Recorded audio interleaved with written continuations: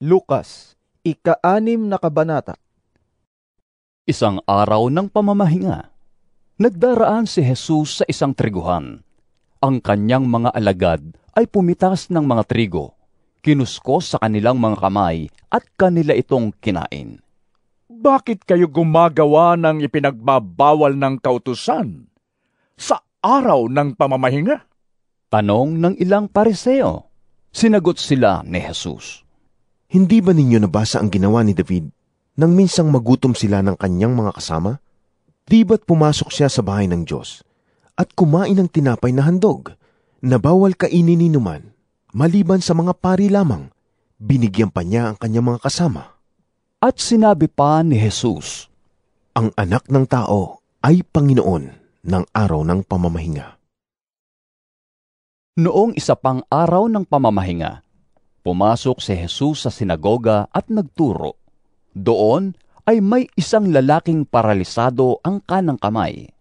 Sa hangad ng mga tagapagturo ng kautusan at mga Pariseo na magkaroon ng maipaparatang kay Jesus, binantayan nila si Jesus upang tingnan kung siya'y magpapagaling ng may sakit sa araw ng pamamahinga. Subalit alam ni Jesus ang kanilang iniisip, kaya't sinabi niya sa lalaking paralisado ang kamay, Halika, tumayo ka rito. Lumapit ang lalaki at tumayo nga roon. Pagkatapos, sinabi ni Jesus sa mga tagapagturo ng kautusan at mga Pariseo, Tatanungin ko kayo, alin ba ang naaayon sa kautusan? Ang gumawa ng mabuti o ang gumawa ng masama sa araw ng pamamahinga? Ang magligtas ng buhay o ang pumatay? Tiningnan niyang isa-isa ang mga taong nakapaligid at pagkatapos ay sinabi sa lalaki, Iunat mo ang iyong kamay. Iniunat nga ng lalaki ang kanyang kamay at ito'y gumaling. Nagngit-ngit naman sa galit ang mga tagapagturo ng kautusan at mga Pariseo at pinag-usapan nila kung ano ang maaari nilang gawin kay Jesus. Nang panahong iyon, umakyat si Jesus sa isang bundok at magdamag siyang nanalangin sa Diyos. Kinaumagahan, tinawag niya ang kanyang mga alagad. Mula sa kanila ay pumili siya ng 12 na tinawag niyang mga apostol. Sila ay sina Simon, na pinangalanan niyang Pedro, si Andres na kapatid nito, sina Santiago, Juan, Felipe, Bartolome, Mateo, Tomas, Santiago na anak ni Alfeo, si Simon na makabayan, si Judas na anak ni Santiago at si Judas Iscariote na naging taksil.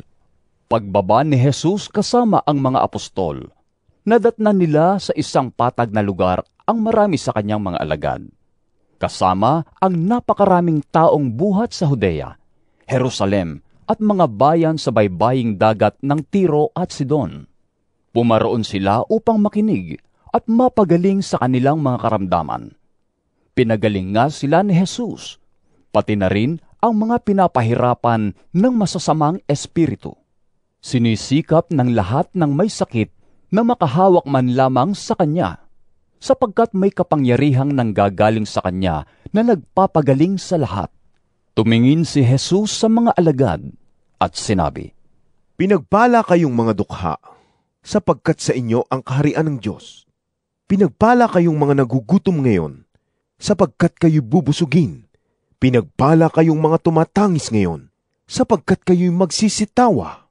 Pinagpala kayo kung dahil sa inyong pagsunod sa anak ng tao, ay kinapupuotan kayo, ipinagtatabuyan at nilalait ng mga tao, at pinaparatangan kayo ay masama.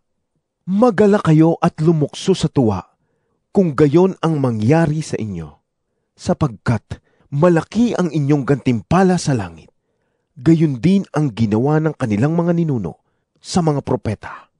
Ngunit kahabag-habag kayong mga mayayaman ngayon, sapagkat natamasa na ninyo ang kaginhawahan. Kahabag-habag kayong mga busog ngayon, sapagkat kayo'y magugutom. Kahabag-habag kayong mga tumatawa ngayon, sapagkat kayo'y magdadalamhati at magsisitangis. Kahabag-habag kayo, kung kayo'y pinupuri ng lahat ng tao, sapagkat gayon din ang ginawa ng kanilang mga ninuno sa mga huwad na propeta. Subalit sinasabi ko sa inyong mga nakikinig sa akin, mahalin ninyo ang inyong mga kaaway at gawan ng mabuti ang mga napupuot sa inyo. Pagpalain ninyo ang sumusumpa sa inyo at ipanalangin ang mga nang-aapi sa inyo. Kapag sinampal ka sa isang pisngi, iharap mo rin ang kabila. Kapag inagaw ang iyong balabal, huwag mong ipagkait ang iyong damit. Bigyan mo ang bawat humihingi sa iyo. At kung may kumuha ng iyong ari-arian, huwag mo nang bawiin pa ang mga iyon. Gawin ninyo sa inyong kapwa ang nais ninyong gawin nila sa inyo. Kung ang nagmamahal lamang sa inyo ang inyong mamahalin, anong pagpapala ang nararapat sa inyo? Ang mga makasalanan man ay nagmamahal din sa mga nagmamahal sa kanila.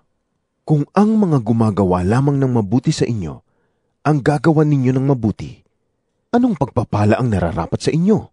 Kahit ang masasamang tao ay gumagawa rin niyan. At kung ang makakabayad lamang ang inyong pauutangin, anong pagpapala ang nararapat sa inyo? Kahit ang masasamang tao ay nagpapautang din sa kapwa nila masama, sa pag-asang sila'y mababayaran. Sa halip, mahalin ninyo ang inyong mga kaaway at gumawa kayo ng mabuti sa kanila. Magpahiram kayo na hindi umaasa ng anumang kabayaran. Sa gayon, malaking gantimpala ang tatamuhin ninyo at kayo'y magiging mga anak ng kataas-taasang Diyos, sapagkat siya'y mabuti kahit sa masasama at sa mga hindi marunong magpasalamat. Maging mahabagin kayo tulad ng inyong ama na mahabagin. Huwag kayong humatol at hindi kayo hahatulan. Huwag kayong magparusa at hindi kayo parurusahan. Magpatawad kayo at kayo'y patatawarin. Magbigay kayo at kayo'y bibigyan din. Hustong takal, siksik, liglig, at umaapaw pa ang ibibigay sa inyo, sapagkat ang panukat na ginagamit ninyo sa iba ay siya ring gagamiting panukat sa inyo. Tinanong sila ni Jesus ng patalinghaga, Maaari kayang mag-akay ang isang bulag ng kapwa niya bulag? Pareho silang mahuhulog sa hukay kapag ginawa nila ang ganoon. Walang alagad na nakakahigit sa kanyang guro, ngunit matapos maturo ang lubos, ang alagad ay makakatulad ng kanyang guro. Bakit mo pinapansin ang puwing ng iyong kapatid, ngunit hindi mo pinapansin ang troso sa iyong mata? Paano mo masasabi sa iyong kapatid, Kapatid, hayaan mong alisin ko ang iyong puwing, gayong hindi mo nakikita ang trosong nasa iyong mata? Mapagkunwari, alisin mo muna ang troso sa iyong mata nang makakita kang mabuti. Sa gayon, maaalis mo na ang puwing ng iyong kapatid.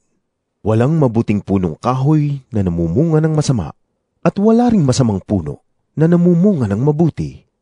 Nakikilala ang bawat puno sa pamamagitan ng kanyang bunga, sapagkat hindi nakakapitas ng igos sa matitinik na halaman o ng ubas sa mga dawag.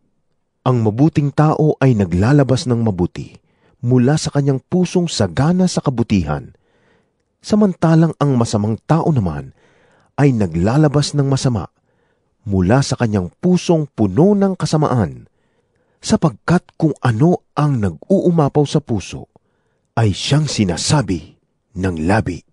Bakit ninyo ako tinatawag na Panginoon, Panginoon? Gayong hindi naman ninyo tinutupad ang sinasabi ko. Sasabihin ko sa inyo kung ano ang katulad ng taong lumalapit sa akin, nakikinig sa aking mga salita at nagsasagawa ng mga ito. Siya ay katulad ng isang taong humukay ng malalim at nagtayo ng bahay sa pundasyong bato.